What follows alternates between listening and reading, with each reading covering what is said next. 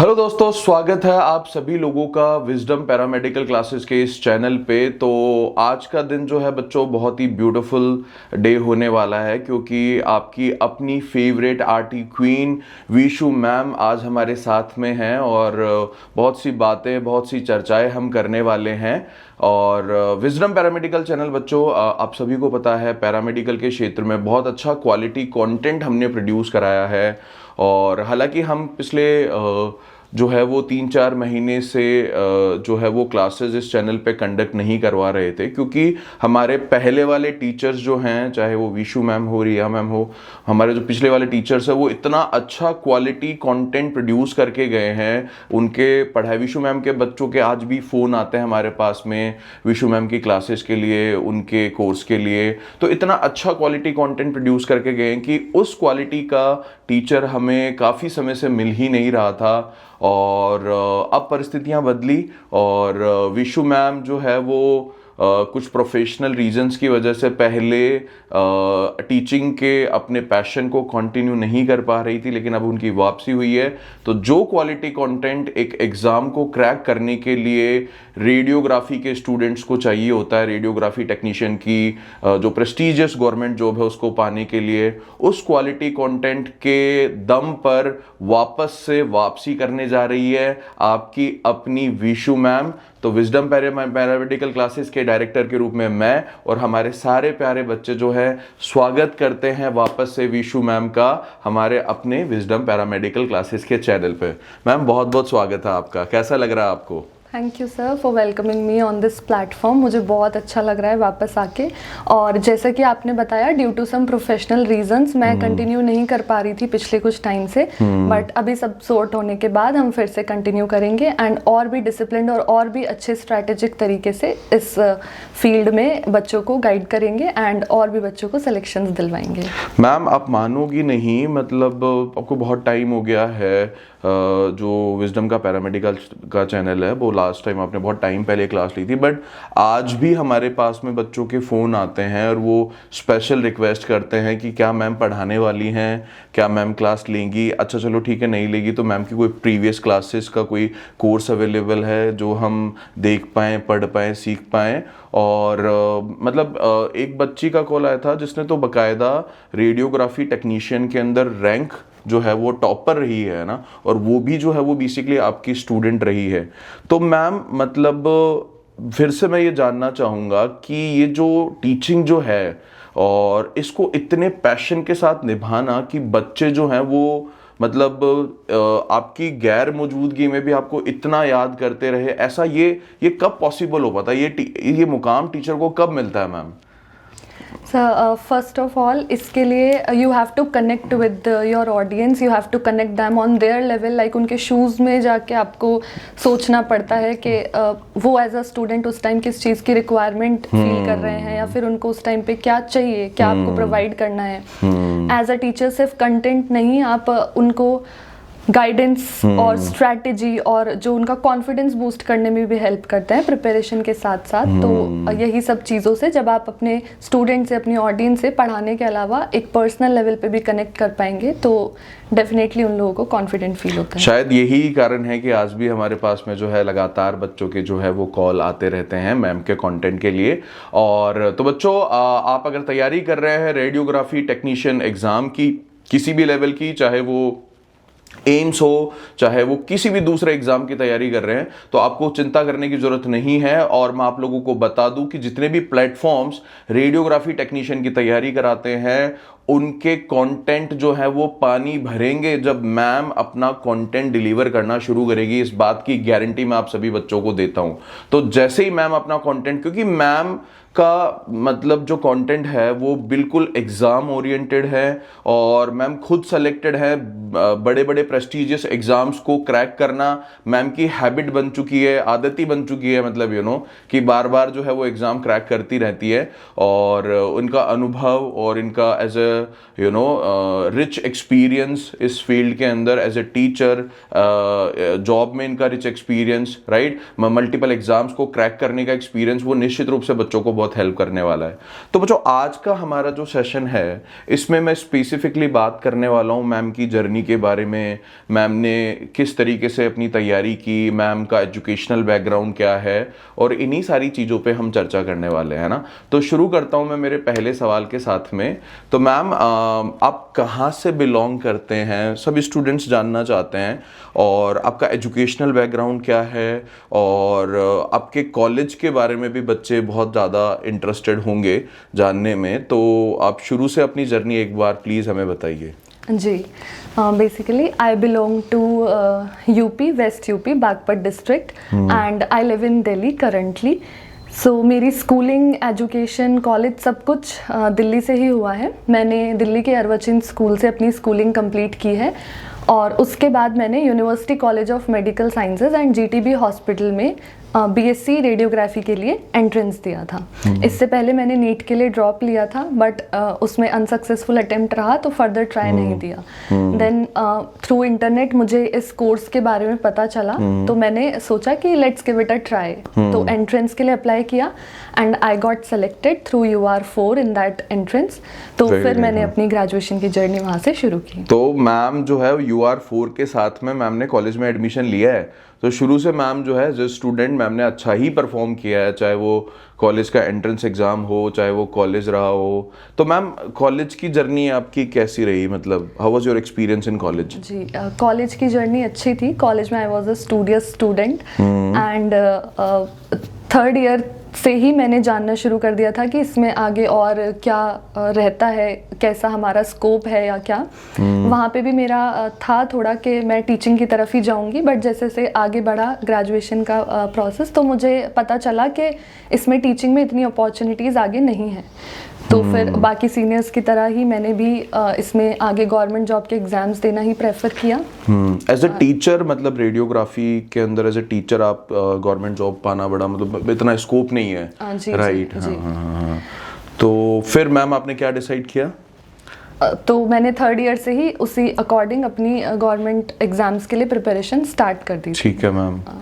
तो मैम आप बच्चे बहुत सारे ये सवाल करते हैं कि आपने तैयारी थर्ड ईयर से शुरू की, तो आपको कितना टाइम लगा एग्ज़ाम को क्रैक करने में, और आप तैयारी में आपकी जर्नी कैसी रही, मतलब लाइक एक साथ आपने जब तैयारी, आपने कौन सी गलतियां करी जो आपको, जिनसे आपने सीखा, फिर उसके बाद में आप बेटर रहे, कौन सी गलतियां बच्चे करते हैं जब वो तैयारी करते हैं, तो आपकी तैयारी, आपकी प्रिपरेशन के कौन कौन से जो है वो एक्सपीरियंसेस रहे हैं जो बच्चों को पता होने चाहिए ताकि वो भी इन बड़े प्रेस्टिजियस एग्जाम्स को क्रैक कर पाए? हाँ जी, तो बेसिकली ड्यूरिंग माय प्रिपरेशन एक बहुत ही कॉमन मिस्टेक जो हम सब करते हैं अननोइंगली, वो ये होती है कि वी केप्ट कैप्चरिंग रिसोर्सेज और content from here there. So many resources are available on the internet in today's time. And resources collect करना और इधर उधर से कंटेंट इकट्ठा करना, उसको तैयार करना, बट एक चीज़ जो हम अननोइंगली मिस कर देते हैं वो ये होती है previous year questions analysis and multiple revisions. तो यही चीज़ लैक करती है, हमारी रैंक को नीचे ले आती है as compare to other students in competitive exams. तो इस चीज़ पे हमें फोकस करना चाहिए, और यही मुझे एक मेजर ड्रॉबैक लगता है अपनी प्रिपरेशन के टाइम पे भी, और जनरली जो एज ए टीचर जब आप बच्चों को देखते हो तो उसमें भी आपको लगता है कि ये एक चीज़ मिसिंग है। जी जी, ठीक है। तो अब मैम मेरा नेक्स्ट सवाल आपसे ये है कि ये जो बच्चे जो बार बार ये प्रैक्टिस, लैक ऑफ प्रैक्टिस रहती है उनकी, और ये क्वेश्चंस जो है वो उसको इतने डीप एनालिसिस नहीं कर पाते हैं और अलग अलग रिसोर्सेज में जो है वो फंसे रहते हैं, तो क्या परफेक्ट स्ट्रैटेजी होनी चाहिए बच्चे की तैयारी के पॉइंट ऑफ व्यू से? किन चीज़ों को वो अवॉइड करे और किन चीज़ों पे फोकस करे? एक बार दोबारा से और क्लियरली अगर आप एक्सप्लेन कर पाएँ तो आई थिंक बच्चों के लिए बहुत अच्छा रहेगा। हाँ जी, तो बेसिकली जब भी आपकी प्रिपरेशन स्टार्ट होती है, जब भी आप स्टार्ट करेंगे, सबसे पहले तो एग्ज़ाम के पैटर्न को जानना बहुत मैटर करता है उस टाइम पे। तो आप थोरली एग्ज़ाम के पैटर्न से गो थ्रू करिए, अपने सिलेबस से गो थ्रू करिए, एंड फिर एक फिक्स स्ट्रैटेजी बनाइए। एंड जो आपकी प्रिपरेशन होती है वो एक प्रोसेस होता है, ना पूरा कि प्रोसेस एक होता है। प्रेशर की तरह आपको उसको लेना है, वन डे थिंग वो नहीं है। और इसमें ये भी एक चीज़ आती है कि आप रोज़ थोड़ा थोड़ा पढ़िए, सेम टाइम पे पढ़िए, डिसिप्लिन मेंटेन करिए। उस चीज़ के बजाय कि आप लॉन्ग स्टडी आवर्स लगा रहे हैं इरेगुलर टाइम्स पे। प्लस आप अपनी कंसिस्टेंसी मेंटेन रखिए, अपने नोट्स को मल्टीपल टाइम्स रिवाइज करिए। पीवाईक्यू एनालिसिस बहुत ज़रूरी होता है, सिर्फ पीवाईक्यू सॉल्व करने से भी सिलेक्शन नहीं होगा और सिर्फ थ्योरी पढ़ने से भी सिलेक्शन नहीं होगा। थ्योरी आपको राइट वे में गाइड करेगी और प्रीवियस ईयर क्वेश्चंस आपकी प्रैक्टिस को एनहांस करेंगे। और एनालिसिस करना बहुत ज़रूरी है प्रीवियस ईयर क्वेश्चंस का, कि आपने जो क्वेश्चन गलत किया है वो क्यों गलत किया है, वहाँ पर क्या मिसिंग था, प्रैक्टिस मिसिंग थी, सिली मिस्टेक थी, कॉन्सेप्चुअल मिस्टेक थी, तो ये सारी चीज़ें बहुत हेल्पफुल रहती है। तो कुल मिला के मैम आपका जो माइंड है उसका प्रिपरेशन की तरह के टाइम पे एक एनालिटिकल एस्पेक्ट होना बहुत ज़रूरी है। जी। आप कॉन्स्टेंटली अपनी प्रिपरेशन को और अपने आप को एनालाइज करते रहें कि आप कौन से सेगमेंट में लैग कर रहे हैं, और उसके लिए जो आपने मेथड्स बताया उन मेथड्स को अगर वो बच्चा फॉलो करता है तो वो एक एनालिटिकल एस्पेक्ट उसके दिमाग में प्रिपरेशन को लेकर के बन जाता है, तो वो अपने आप को कॉन्स्टेंटली एनालिसिस करके इम्प्रूव करता रहता है और एक दिन जो है वो सेलेक्ट हो जाता है ना। तो मैम बच्चे ये भी जानने में बहुत इंटरेस्टेड है कि आपने कौन कौन से एग्ज़ाम निकाले हैं, और जब आपने एग्ज़ाम निकाला तो what was the reaction of your family, कैसा लगा उनको, और पेरेंट्स ने क्या मतलब उनको क्या एक्सपेक्टेशन थी आपने। तो ये एग्ज़ाम से जुड़ी हुई आपकी जर्नी जो है उसमें अब हम सिलेक्शन का जो तड़का है वो ऐड कर देते हैं। तो आपने कौन सा एग्ज़ाम सबसे पहले निकाला और क्या फील किया पेरेंट्स ने उसके बाद में?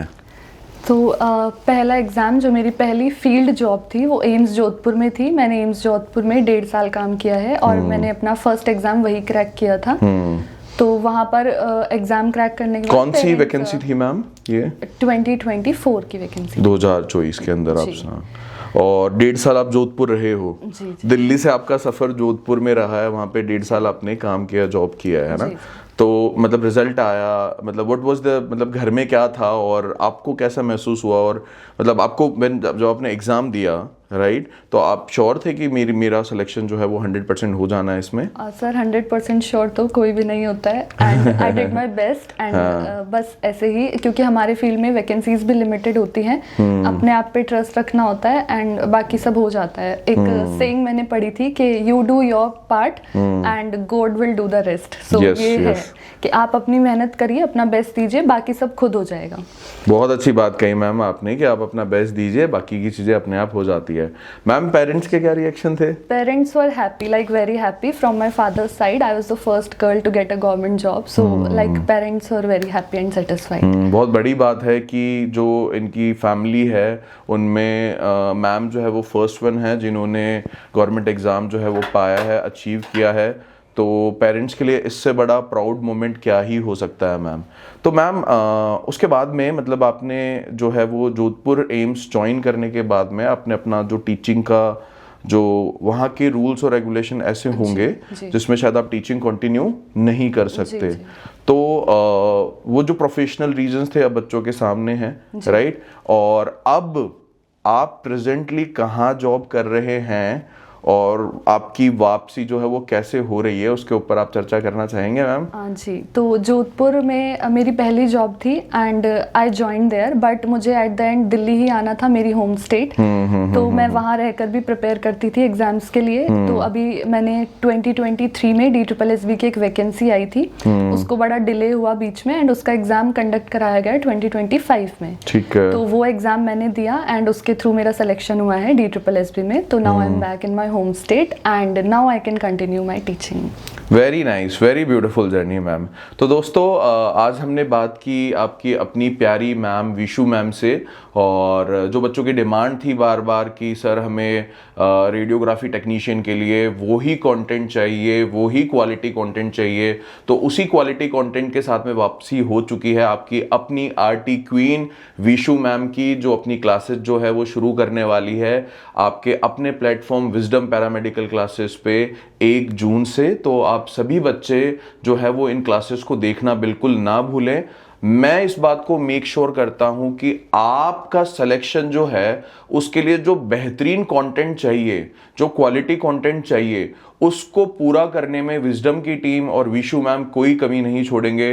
प्रॉपर आपको टेस्ट अवेलेबल होंगे, प्रॉपर आपको गाइडेंस अवेलेबल होगा, क्या स्ट्रेटजी होनी चाहिए, क्या क्या क्या आपको कौन कौन से स्टेप्स जो आपको फॉलो करने हैं, उन हर मोड पे आपके साथ में विजडम की टीम और विशु मैम जो है वो हमेशा खड़े मिलेंगे। तो बच्चों जुड़ना ना भूले हमारे चैनल पे विशु मैम की क्लासेस के साथ में, जो कि शुरू होने वाली है 1 जून से।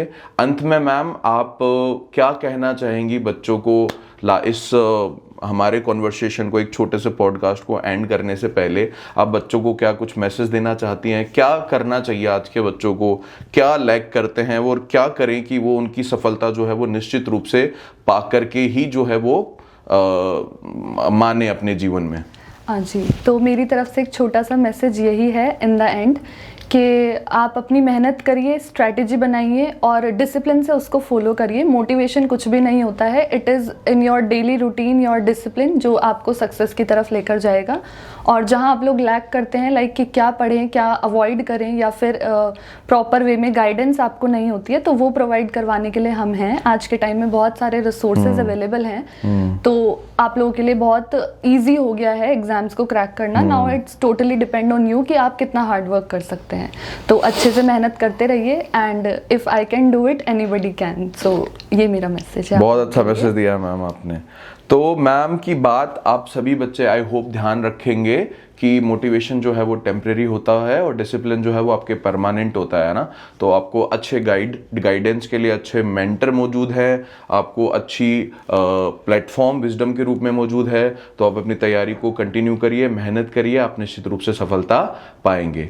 तो बच्चों इन्हीं के साथ में आज के हमारे इस पॉडकास्ट को और हमारे शब्दों को हम विराम देते हैं। मिलते हैं रेडियोग्राफी टेक्नीशियन की बेहतरीन क्लासेस के साथ में आपके अपने प्लेटफॉर्म विजडम पैरामेडिकल क्लासेस पर। तब तक के लिए धन्यवाद। Bye bye, take care, all the best.